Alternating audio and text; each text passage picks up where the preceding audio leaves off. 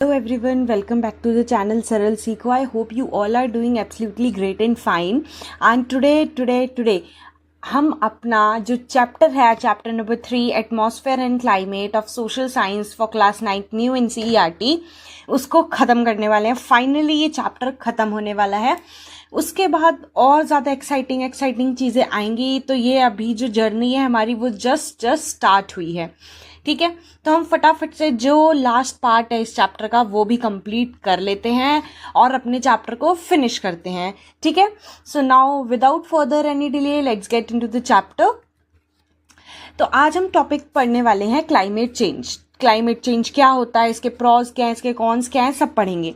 One of the most urgent challenges that the earth is facing today is climate change. ठीक है, it refers to long-term changes in weather patterns such as temperature, rainfall and winds. देखो, दो बातें हम बताते हैं आपको. आज हम इतने ज़्यादा एक्साइटेड इसलिए हो रहे हैं. सबसे फर्स्ट थिंग कि ये हमारा लास्ट वीडियो है इस चैप्टर का. एंड सेकेंड थिंग, ये जो क्लाइमेट चेंज है ये टॉपिक बहुत ज़्यादा इंटरेस्टिंग है. सुनने में भी, पढ़ाने में भी, पढ़ने में भी बहुत ज़्यादा इंटरेस्टिंग है. तो हमारे, आप सब जानते होंगे कि हमारी जो अर्थ है उसको सबसे बड़ा चैलेंज क्या फेस करना पड़ रहा है, वो है क्लाइमेट चेंज. अभी हम बताते हैं वो क्या होगा, क्या होता है.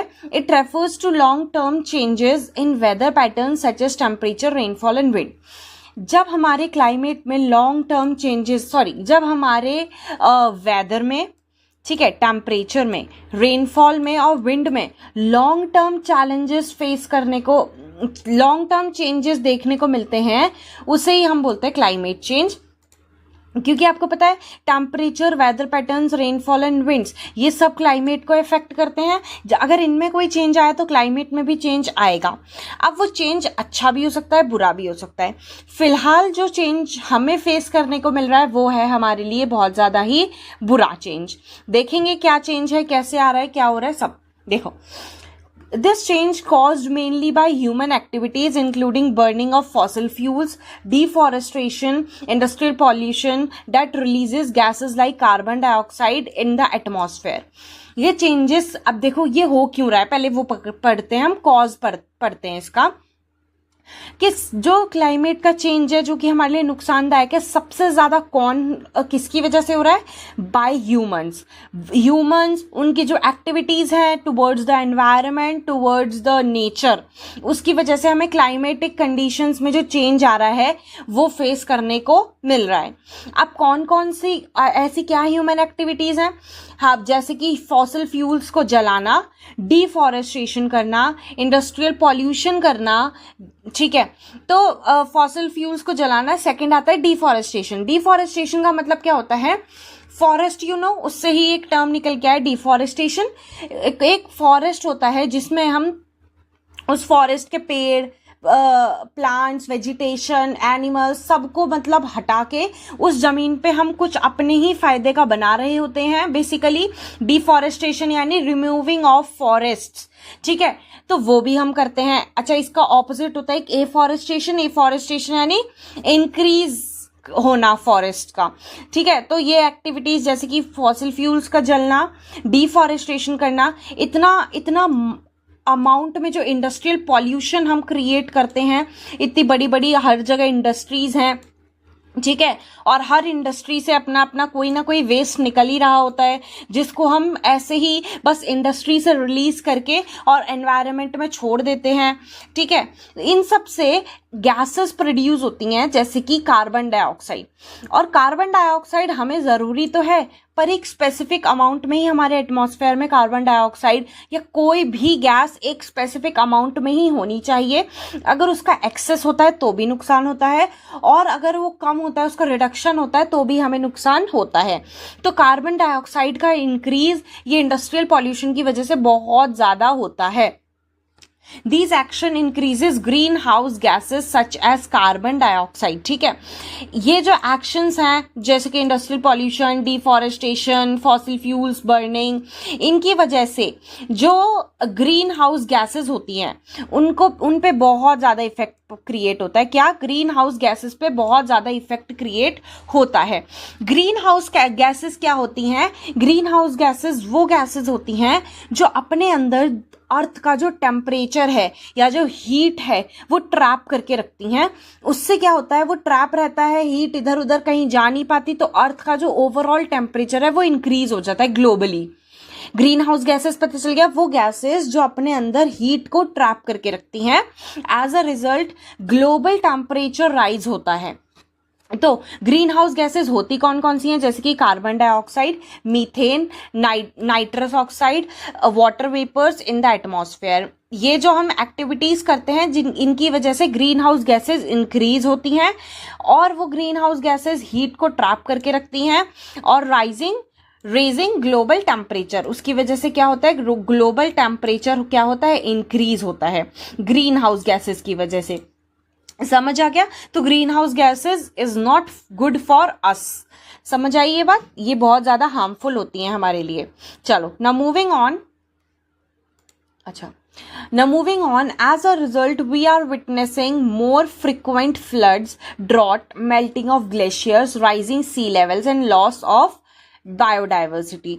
ये जो सब एक्टिविटीज कर रहे हैं जिसकी वजह से ग्रीन हाउस गैसेस प्रोड्यूस हो रही हैं, उसका एट द एंड रिजल्ट क्या है, हमें बहुत ज्यादा फ्रीक्वेंट फ्लड्स देखने को मिलते हैं। फ्रीक्वेंट फ्लड्स यानी कि बहुत बार, मतलब जिस जगह पे बहुत कम चांसेस होते हैं उस जगह पे भी अब फ्लड्स आ रहे हैं। बहुत ज्यादा ड्रॉट्स देखने को मिलते हैं। ड्रॉट्स यानी अकाल, फ्लड्स यानी बहुत ज्यादा पानी हो जाता है। जब एक्सेस ऑफ पानी हो जाता है तब आता है बाढ़, और जब पानी जो मतलब सर्वाइवल के लिए भी पानी नहीं बचता है तब आता है अकाल। ठीक है, ड्रॉट सूखा पड़ जाना और बाढ़ में बहुत ज्यादा पानी। ओके, मेल्टिंग ऑफ ग्लेशियर्स पिघल रहे हैं। राइजिंग सी लेवल्स बढ़ते हैं। और लॉस ऑफ बायोडाइवर्सिटी, जब हीट क्रिएट होती है तो ग्लेशियर्स तो पिघलेंगे ही, पानी का जो बैलेंस है अर्थ पे वो इधर उधर होगा जिसकी वजह से फ्लड्स एंड ड्रॉट्स आएंगे। जो बायोडाइवर्सिटी है यानी कि जो भी एनिमल्स वगैरह हैं वो, उनका भी कोई ना कोई बॉडी टेम्परेचर होता होगा। तो जब ओवरऑल अर्थ का टेम्परेचर इंक्रीज हो रहा है तो जो सर्वाइव कर पा रहा है वो कर रहा है, और जो भी ऐसी स्पीशीज होती हैं जो सर्वाइव नहीं कर पाती वो एक्सटेंट हो जाती हैं, जिसकी वजह से हमें बायोडाइवर्सिटी में लॉस होता है। ठीक है, climate change not only threatens ecosystem but also impact human health, agriculture and livelihood. Climate change जो है वो हमें सिर्फ इकोसिस्टम के लिए ही बुरा नहीं है, बल्कि उसका इम्पैक्ट हेल्थ पे, जो हमारी हेल्थ है उस पे भी देखने को मिलता है, एग्रीकल्चर पे भी देखने को मिलता है, और जो हमारा लाइवलीहुड है, जीवन यापन है, उस पे भी हमें इफेक्ट करता है। सिर्फ इकोसिस्टम पे ही नहीं, जैसे हेल्थ पे कैसे इफेक्ट कर रहा है, क्लाइमेट चेंज हो रहा है, इसकी वजह से हीट ट्रैप होती है, ओवरऑल हीट बढ़ती है, इसकी वजह से इतना ज्यादा डिजीजेस क्रिएट हो गई हैं, इतनी ज्यादा लोगों को प्रॉब्लम होती हैं। ठीक है, और आप सब, ठीक है, ये हमने पिछले वीडियो में बात करी यूवी रेज की, तो उनके लिए भी इतनी सारी, मतलब उसकी वजह से भी बहुत ज्यादा डिसीजेज, ऐसी क्रोनिक डिजीज क्रिएट होती है, मतलब जिसका खत्म होना भी बहुत ज्यादा मुश्किल हो जाता है। एग्रीकल्चर पे इफेक्ट पड़ता है, ये सब जानते हैं। फ्लड्स और ड्रॉट्स आ जाते हैं तो एग्रीकल्चर कैसे हो पाएगा, मतलब कोई प्रोडक्शन कैसे हो पाएगा क्रॉप्स का, क्योंकि बाढ़ आए चाहे अकाल आए, दोनों की वजह से जो फसल है वो खराब होनी है। तो इसकी जो ये इकोसिस्टम पे भी इफेक्ट करता है, एज वेल एज हमारी हेल्थ पे, एग्रीकल्चर पे, लाइवलीहुड्स पे, सब पे इफेक्ट करता है। कौन? Climate change. तो अब हमें क्या एक्शन लेने चाहिए जिसकी वजह से ये जो क्लाइमेट चेंज है उसको हम रिड्यूस कर पाए। ये सबको पता होता है। सबसे पहली बात तो हम ये बता दें कि ये जो रिड्यूस करने के जो स्टेप्स होते हैं और जो एक्शंस होते हैं वो ओवरऑल सबको पता होते हैं, बेसिक, पर कोई इंप्लीमेंट नहीं करता। तो आज से आपको ये करना है कि जब आप इसे पढ़ लें तो आपको अपनी लाइफ में ये चीजें, ये एक्शंस इंप्लीमेंट करने हैं जिसकी वजह से जो क्लाइमेट चेंज है वो रिड्यूस हो जाए। ठीक है, अब आप कभी भी ये मत सोचना कि सिर्फ आपके ही करने से क्या होगा। आप स्टार्ट करिए, फिर धीरे धीरे और लोग करेंगे। क्लियर? तो हम देखते हैं पहले वो एक्शंस हैं क्या। Tackling this issue requires collective effort. ठीक है, कलेक्टिव एफर्ट चाहिए होते हैं। हमेशा ऐसा नहीं होता कि किसी एक इंसान ने कर दिया, दो ने कर दिया, सिर्फ वही करे जा रहे हैं। उनको देख के हमें भी कर रहे हैं। और ये क्लाइमेट चेंज ग्लोबल टॉपिक है। ठीक है, पूरे अर्थ में हो रहा है ये। और हर इंसान को इसके जो वो हैं एक्शंस हैं वो फेस करने पड़ रहे हैं, हर इंसान को इसके रिजल्ट्स फेस करने पड़ रहे हैं। तो ये कलेक्टिव एफर्ट है, जब सब मिलके इस पे काम करेंगे तब ये रिड्यूस हो पाएगा कहीं ना कहीं। Reducing carbon footprints, using renewable energy, protecting forests and adopting sustainable lifestyle. अब हम कैसे कैसे जो इसका कैसे कैसे इसके जो इम्पैक्ट है वो कम कर सकते हैं। हम रिन्यूएबल एनर्जी यूज करें। रिन्यूएबल एनर्जी का क्या मतलब होता है? वो एनर्जी जिसे हम दोबारा रिन्यू कर सकते हैं या दोबारा से प्रोड्यूस कर सकते हैं। सेकंड, प्रोटेक्टिंग फॉरेस्ट को प्रोटेक्ट करके रखें। अगर हम फॉरेस्ट को प्रोटेक्ट करके रखेंगे तो हमारे जो ट्रीज हैं, जो बायोडाइवर्सिटी है, जो वहाँ पे वेजिटेशन हो रही है, ये सब मेंटेन रहेगी। जो ऑक्सीजन और कार्बन डाइऑक्साइड का लेवल है वो मेंटेन रहेगा। Adopting sustainable lifestyle. Sustainable lifestyle का क्या मतलब है? हम ऐसे रिसोर्सेज को यूज करें जो हम अगर अभी यूज कर रहे हैं तो हम मतलब उस तरीके से यूज करें कि हमारी फर्दर जनरेशन को भी हम उसका फायदा दे पाए। मतलब हम उस तरीके से यूज करें कि जो आने वाली जनरेशन है उसके लिए भी हम रिसोर्सेज को सेव करके रखें। ऐसा नहीं है अगर हम इतना ऑफनली फ्रिक्वेंटली इलेक्ट्रिसिटी यूज करते जा रहे हैं, वाटर रिसोर्सेज ही यूज करते जा रहे हैं, आप लोग ध्यान नहीं देंगे, पर ये जो रिसोर्सेज होते हैं ना, ये हम बहुत ज्यादा केयरलेसली यूज करते हैं। बिल्कुल भी अगर कभी भी ऐसी बात होती है ना कि हाँ फ्यूचर जनरेशन के लिए हमें कोई चीज प्रिवेंट करके रखनी है, तो सब लोग बहुत ज्यादा उसको निग्लेक्ट करते हैं उस टॉपिक को। पर we need to understand that कि सस्टेनेबल लाइफस्टाइल जब तक हम नहीं जिएंगे तब तक हमारा जो क्लाइमेट चेंज है उसके लिए कुछ भी अच्छा नहीं होने वाला होता है। क्योंकि सस्टेनेबल लाइफस्टाइल ही हमें बताता है कि कैसे हमें रिसोर्सेज को यूज करना है आगे वाली जनरेशन को ध्यान में रखते हुए। ठीक है, Every small steps count and every human being plays a vital role in shaping a healthier and greener future.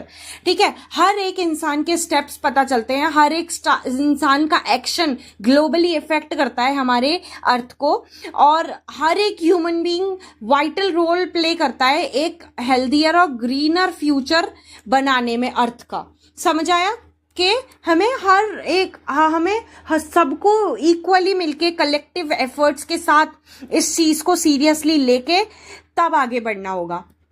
Okay, अब हम एक केस स्टडी पढ़ने वाले हैं। केस स्टडी बेसिकली कुछ नहीं होता। केस स्टडी से जो भी हम पढ़ते हैं ना, अगर उसको हम रियल लाइफ में इम्प्लीमेंट करके देखते हैं, या फिर केस स्टडी वो होता है कि जो भी हम चीजें पढ़ रहे हैं वो रियल लाइफ में हुई होती हैं, तो हमें उसको पढ़ के आइडिया लग जाता है कि क्या उसके कॉजेज हैं या क्या उसके कारण हैं, क्या उससे हमें सीखने को मिल रहा है, और अब हमें आगे ऐसी क्या गलतियां नहीं करनी चाहिए जिसकी वजह से ऐसा फिर से ना हो। तो ये बहुत ही ज्यादा रीसेंट केस स्टडी है ऑफ 2025 पंजाब फ्लड्स। अगर आप थोड़ी बहुत भी न्यूज की अपडेट्स रखते हैं तो आप सबको पता होगा कि पिछले साल पंजाब में बहुत ही डिवास्टेटिंग फ्लड्स आए थे। ठीक है, जिसकी वजह से बहुत ज्यादा नुकसान हुआ था उस स्टेट को, किसको? पंजाब को। तो उसके बारे में हम थोड़ी बहुत इंफॉर्मेशन पढ़ते हैं। In 2025, Punjab experienced severe floods due to heavy monsoon rains and the consecutive swellings of Satluj, Beas and Ravi.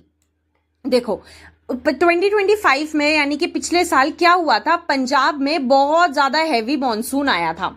कभी कभी क्या होता है कि जितना हम प्रिडिक्ट करते हैं मॉनसून के इतनी बारिश इस स्टेट में होती है तो हाँ इतनी होती होगी, पर कभी कभी ऐसे केसेस होते हैं कि वहां पे जितनी प्रिडिक्टेबल मतलब अनुमान या अज्यूम करने वाली लेवल से ज्यादा बारिश हो जाती है, या अज्यूम से कम भी होती है कभी कभी, उसकी वजह से भी नुकसान होता है। पर यहाँ पे क्या हुआ था, बहुत ज्यादा भारी बारिश हो गई थी, हैवी मॉनसून रेन्स। और पहला तो कारण ये कि बहुत ज्यादा बारिश हो गई थी। दूसरा कारण क्या था कि ये जो 3 रिवर जो पंजाब से होके निकलती हैं, सतलुज, ब्यास और रवि, ये तीनों स्वेल कर गई थी। स्वेल यानी ये पहले से ही ओवरफ्लो हो रही थी। सोचो जब मॉनसून नहीं भी आया था उससे पहले ही मतलब ये भरी थी, और जब मॉनसून आया तो फिर बहुत ही ज्यादा बुरी हालत हो गई। The floods damage large parts of the state including village, agriculture, fields, houses and important infrastructure such as road and bridges. अब जब भी फ्लड्स आते हैं तो ये नुकसान तो होते ही हैं। स्टेट को बहुत ज्यादा नुकसान हुआ था, बहुत सारे विलेजेस खत्म हो चुके थे, एग्रीकल्चरल फील्ड्स जो होते हैं, और पंजाब वो भी सब जो मतलब one of the most agriculture products produce करने वाला स्टेट है पंजाब। वहां पे सारे मतलब ऑलमोस्ट एग्रीकल्चर फील्ड्स सब खत्म हो गए थे, हाउसेस बहुत सारे लोगों के चले गए थे, जो इंफ्रास्ट्रक्चर्स हैं जैसे कि रोड्स ब्रिजेस, उनका भी बहुत बुरा हाल हो गया था। While the water started to recede in some places and relief operation were carried out, फिर कुछ दिनों तक ये बहुत ज्यादा चला था, बहुत लोग इसके में परेशान रहे थे, पर फिर बहुत टाइम बाद पानी का बहाव थोड़ा कम हुआ और बहुत सारे रिलीफ ऑपरेशन गवर्नमेंट की तरफ से करे गए, जिसकी वजह से पब्लिक को थोड़ा सा आराम मिले। The overall impact was devastating. ये हमने पहले भी बताया कि जो भी था, पानी कम हुआ, फिर ऑपरेशंस करे वॉटएवर, पर उससे जो इम्पैक्ट्स हुए वो बहुत ज्यादा डिवास्टेटिंग थे, बहुत ज्यादा डिस्ट्रक्शन आया वहां पे, सब बहुत सारे लोगों की लाइफ चली ही गई, इतना सारा डिस्टर्बेंस क्रिएट हो गया, एग्रीकल्चर फील्ड्स चले गए, मतलब सब वहां पे तहस नहस हो गया एक तरीके से। अब हम ये तो थी केस स्टडी, अब हम पढ़ेंगे इसके कॉजेज यानी कि कारण, किन कारणों की वजह से ये जो फ्लड्स हैं वो आए। तो सबसे पहले हम पढ़ेंगे नेचुरल कॉजेज, मतलब नेचुरल कॉजेज नेचर से हुए कारण, उसमें ह्यूमंस का कोई हाथ नहीं था। तो नेचुरल कॉजेज वहां पे क्या थे, ऐसे सर्कमस्टांसेस ही नेचर के द्वारा बने, जैसे कि Punjab faced very heavy monsoon rains, उस समय बहुत ज्यादा हैवी मॉनसून रेन्स आ गई थी, जिसकी वजह से which were intensified by the western disturbance that brought even more moisture and rain। और वेस्टर्न डिस्टर्बेंस क्रिएट होने की वजह से ये अपने साथ बहुत ज्यादा मॉइस्चर और रेन लेके आई। It rain not only in Punjab but also in Himachal Pradesh, Jammu Kashmir. सिर्फ पंजाब में ही बारिश नहीं हुई, हिमाचल प्रदेश में भी और जम्मू कश्मीर में भी बहुत ज्यादा बारिश हुई थी। Major rivers of Punjab, the Sutlej, the Beas, the Ravi and the Ghaggar were already flowing high before the heavy rains began। देखो तीनों स्टेट्स में, पंजाब में, हिमाचल प्रदेश में, जम्मू कश्मीर, तीनों स्टेट में बहुत ज्यादा बारिश आई थी। पर क्योंकि पंजाब में ये 4 मेन रिवर्स हैं, कौन कौन सी, सतलज, ब्यास, रावी एंड घाघर, ये पहले से ही मॉनसून आने के पहले से ही फ्लोइंग हाई, मतलब वो पहले से ही बहुत ज्यादा बहाव में बहने लगी थी, और फिर मॉनसून आया तो पंजाब की हालत सबसे ज्यादा खराब हो गई। When additional rain fell, water from the hills and local rainfall cause river to overflow. ठीक है, पहले ही रिवर बहने लगी थी बहुत हैवी फ्लो में, उसके बाद जब बारिश ऊपर से गिरी तो जो लोकल रेनफॉल थी, मतलब फिर जो रिवर्स है वो ओवरफ्लो हो गई, जिसकी वजह से बहुत सारे पार्ट्स में मतलब ऑब्वियसली पूरे पंजाब में पानी बह गया, एग्रीकल्चर फील्ड्स वगैरह सब कुछ खराब हो गए। अब पढ़ते हैं हम ह्यूमन मेड कॉजेस के, हम लोगों की वजह से वहां पे क्या, हम लोग बेसिकली ह्यूमन बींग्स की वजह से वहां पे ऐसा क्या ह्यूमन बींग्स की कमी रह गई थी जिसकी वजह से वो इम्पैक्ट और ज्यादा डिवास्टेटिंग हो गया। तो जो फ्लड्स थे were further aggravated by weak and old rivers embankments. देखो क्या था ना, वैसे फ्लड्स रोके जा सकते थे, पर वहां के जो रिवर्स थी और मतलब वहां के जो एम्बैंकमेंट्स थे, एम्बैंकमेंट्स क्या होता है, जो रिवर का जो बैंक होता है वहां पे हम ऐसे बाउंड्रीज क्रिएट कर देते हैं कि जब रिवर ओवरफ्लो करे तो बाहर ना निकले। तो वहां के जो एम्बैंकमेंट्स थे वो बहुत ज्यादा वीक और ओल्ड हो गए थे, जिसकी वजह से वो पानी का बहाव बिल्कुल भी नहीं रोक पाए, विच कुड नॉट, ठीक है, पानी को नहीं रोक पाए। लोगों ने अपने जो वहां पे हाउसेज हैं वो रिवर्स के पास बनाए हुए थे, दूसरा बहुत ज्यादा क्लोज में हाउस बनाए गए थे, जिसकी वजह से जो नेचुरल वाटर है जो फ्लड की वजह से फैला वो घरों में ही घुस गया, मतलब उसको उतना एरिया ही नहीं मिला वो अच्छे से फैल पाए, क्योंकि वहां पे हाउसेज ही बने थे इतने सारे, तो पानी को जगह ही नहीं मिली। आपने सुना होगा कि जब पानी को बहने से रोका जाता है तो वो अपनी जगह खुद बना लेता है, तो वही कि क्लियर एरियाज ही नहीं मिले, बड़े बड़े लैंड्स ही नहीं मिले उसे पानी को रिवर के पास, क्योंकि वहां पे क्या बने हुए थे, हाउसेस बने हुए थे। Over time silt and mud had collected in rivers and dams, reducing their capacity to hold and carry water. फिर डैम्स जो भी पानी रोक पाता उसमें क्या हो गया था, रिवर्स की वजह से सिल्ट और मड, यानी कि जब भी वहां की नदियां बहती हैं ना तो अपने साथ बहुत सारी मिट्टी, मड, सिल्ट लेके बहती हैं। तो पानी तो आगे चला जाता है, क्योंकि सिल्ट और मड हैवी होते हैं तो वो पीछे ही रह जाते हैं। तो जब डैम्स में पानी भरा तो वहां पे सिल्ट और मड ही इतने ज्यादा भर गए थे कि डैम्स में फिर वाटर होल्ड करने की कैपेसिटी बिल्कुल कम हो चुकी थी। उसके बाद फ्लड वार्निंग्स भी जो थी वो बहुत सारे एरियाज में लेट पहुंचाई गई, जिसकी वजह से लोग प्रिपेयर ही नहीं हो पाए, अनप्रिपेयर थे लोग। ठीक है, ये सारे फैक्टर्स जो थे वो उस फ्लड को, उस हैवी मॉनसून को और ज्यादा खराब कर दिया उन्होंने। डैम्स अच्छे से नहीं बने, एम्बैंकमेंट्स अच्छे से नहीं बने, प्रॉपर जो नोटिफिकेशन है या कम्युनिकेशन है वो अच्छे से नहीं हुआ। तो इसकी वजह से ये ह्यूमन कॉजेस थे, जिसकी वजह से और ज्यादा प्रॉब्लम आई लोगों को। अच्छा, अब हम पढ़ेंगे कि अभी तो हमने पढ़े कारण। देखो, हर एक केस स्टडी की 3 चीजें होती है। एक तो वो केस स्टडी में हुआ क्या, दूसरा वो किस कारण से हुई, और तीसरी चीज उसके इफेक्ट क्या हुए। अब मतलब कारण तो वो जो केस था वो हुआ क्यों, इफेक्ट्स क्या होते हैं वो केस होने के बाद अब क्या हुआ। तो many people loss their lifes in floods, ये सब जानते हैं। इतना हैवी फ्लड आया था, उसमें बहुत सारे लोगों ने अपनी जो लाइफ थी वो खो दी। ठीक है, thousands of people had to leave their homes and move to relief campus for safety। बहुत सारे लोगों को भागना पड़ा अपने घर छोड़ छोड़ के, कि एटलीस्ट, और कहाँ पे, कैंप्स में भागना पड़ा कि एटलीस्ट वो अपनी तो जान बचा लें। लार्ज एरियाज ऑफ, क्योंकि घर में ही पानी भर जा रहा था ना, large areas of farmland were covered with water and crops like paddy were severally damaged. अब क्योंकि इतना भारी फ्लड आया था, जो जितना भी फार्मलैंड था वो सब खराब हो गया था, क्योंकि वहां पे क्या भर गया था, पानी भर गया था।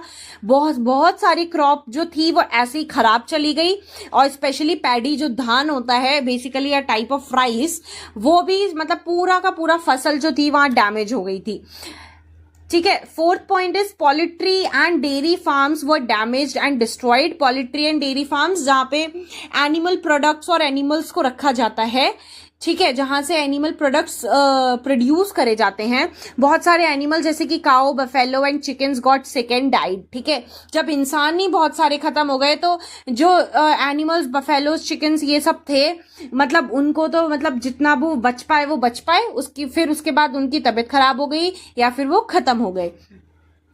नेक्स्ट इफेक्ट जो है वो है roads, bridges, border fences and some public buildings were also damaged.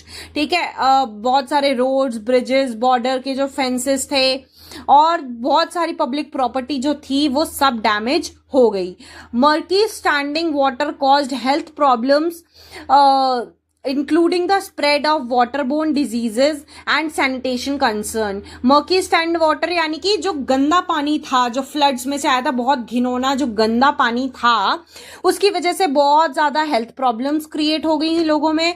और एक डिजीज वहां पे स्प्रेड हुई, वाटरबॉर्न डिजीज। और मतलब basically waterborne disease are the diseases which caused by water unhygiene. ठीक है, वाटर अनहाइजीन की वजह से जितनी भी डिजीजेस होती है उनको बोलते हैं वाटरबॉर्न डिजीजेस। तो वहां पे वो स्प्रेड होने लगी। और सैनिटेशन कंसर्न्स थे, क्योंकि बाढ़ आई थी तो पहले लोग अपना रहने का, खाने का इंतजाम करेंगे ना। सैनिटेशन कंसर्न्स तो बहुत बात की बात है, तो सैनिटेशन यानी साफ सफाई, हाइजीन वगैरह प्रॉपर, तो इसकी वजह से लोगों को बहुत नुकसान हुआ था, क्योंकि वहां पे सैनिटेशन प्रॉपर नहीं हो पा रहा था। ठीक है, तो सैनिटेशन की वजह से और वाटरबॉर्न डिजीज की वजह से, तो ये सारे इफेक्ट्स थे जो वहां पे जो पंजाब की जो पब्लिक थी उन्हें फेस करने पड़े। गवर्नमेंट ने भी बहुत सारी ऐसे चीजें या इनिशिएटिव्स लिए थे कि, और ऑपरेशंस बहुत सारे किए, हेलीकॉप्टर से, मतलब रेस्क्यू टीम से, इन सब से लोगों को काफी रिलीफ मिला था, पर बहुत ज्यादा डैमेज हुआ था। तो ये थी वो केस स्टडी जो हमने पढ़ी कि कैसे क्लाइमेट चेंज की वजह से इतना बड़ा नुकसान हो गया। और ये तो सिर्फ एक केस स्टडी थी, ऐसी बहुत सारी केस स्टडी हैं पूरे इंडिया में, पूरे वर्ल्ड में, जिसकी वजह जो नेचर जब मतलब नेचुरल डिजास्टर्स की वजह से बहुत सारे लोगों को नुकसान हुआ है। नेचुरल डिजास्टर्स, बस उसका नाम नेचुरल डिजास्टर्स होता है, पर उसके पीछे जो डिजास्टर आने के पीछे जो ह्यूमन मेड एफर्ट्स होते हैं ना, वो बहुत ज्यादा होते हैं। कि एक कभी भी कोई भी डिजास्टर को होने से पहले, हमेशा कोई ना कोई नेचुरल डिजास्टर को होने से पहले हमेशा ह्यूमंस का उसमें बहुत ज्यादा हाथ होता है। चाहे आप कोविड ले लीजिए, चाहे कोई भी फ्लड, स्टॉर्म्स, कुछ भी ले लीजिए, ठीक है, सुनामी वगैरह। जब भी फ्लड्स आते हैं तो सबसे ज्यादा मेजर रीजन ही यही होता है इतना डिवास्टेशन होने का, कि उसको जब मतलब वाटर को स्पेस ही नहीं मिल पाता है कि वो बहे, और जब स्पेस नहीं मिलता तो वो फिर वो घरों में ही घुसता है, तो इसकी वजह से बहुत ज्यादा नुकसान होते हैं। तो आई होप आपको ये जो केस स्टडी है वो समझ में आई होगी। And with this we are come to the end of the chapter. Finally ये हमारे चैप्टर का लास्ट पार्ट था, और अब हमारा चैप्टर प्योरली कंप्लीट हो चुका है। सो अगर आपने ये पूरा चैप्टर सीक्वेंस से एक एक पार्ट को अच्छे से समझ के देखा है, तो first of all thank you for this, and second of all आपको, आई एम श्योर कि आपको वो चैप्टर समझ आ गया होगा। अगर आपको चैप्टर समझ नहीं आया तो रिस्पेक्टिव वीडियो में कोई भी डाउट है तो आप कमेंट्स कर दीजिएगा, हम जरूर से उसका रिप्लाई देंगे, ठीक है। अभी खत्म नहीं हुआ है, हमने बोला था स्टार्टिंग में ही कि अब जर्नी शुरू हुई है। ऐसे ही हम और सारे चैप्टर्स लाते रहेंगे। अगर आपको हमारा एक्सप्लेनेशन वगैरह कुछ पसंद आता है तो प्लीज वीडियो को आप लाइक कर दीजिएगा। हम इसके क्वेश्चन आंसर्स भी लाएंगे। अगर आप लोगों को क्वेश्चन आंसर्स थोड़े मतलब ऐसे लगते हैं कि हमें थोड़े और थियोरेटिकल क्वेश्चन आंसर्स चाहिए जो आपके एग्जाम में आने के लिए थोड़े ज्यादा वो होते हैं रिलेवेंट, तो हम उसके लिए एक्स्ट्रा क्वेश्चंस लाएंगे, वर्कशीट्स वगैरह सब लाएंगे for your extra practice. But तब तक के लिए आपने, अगर आपके पास बुक है तो चैप्टर खत्म होने के बाद एक बार उसको गो थ्रू जरूर करना है। आप अगर बहुत बड़े बड़े चैप्टर हैं तो आप पेजेस को डिवाइड कर लीजिए ना, कि आज मैंने 3 पेजेस को रीड करना है, फिर 2 पेजेस का। फिर आपको कोई वर्ड समझ नहीं आता तो आप चैप्टर वीडियो पे जाइए, फिर वीडियो में जो चीज समझ नहीं आ रही वो आप कमेंट कर दीजिए। आपके पास सारे रिसोर्सेज अवेलेबल हैं। जो रिसोर्सेज अवेलेबल नहीं है आप हमें बताइए कमेंट्स में कि आपको हमारी तरफ से और क्या चाहिए, या हम आपको और क्या क्या प्रोवाइड करवा सकते हैं। So this is it from my side. Please आप वीडियो को लाइक कर दीजिएगा, अपने फ्रेंड्स के साथ वीडियो को शेयर भी कर दीजिएगा, और चैनल को सब्सक्राइब कर दीजिएगा ताकि आपके पास ऐसा ही अमेजिंग कंटेंट आता रहे। So till then thank you. This is from my side. ये चैप्टर अब आपका खत्म होता है। So till then thank you and bye bye.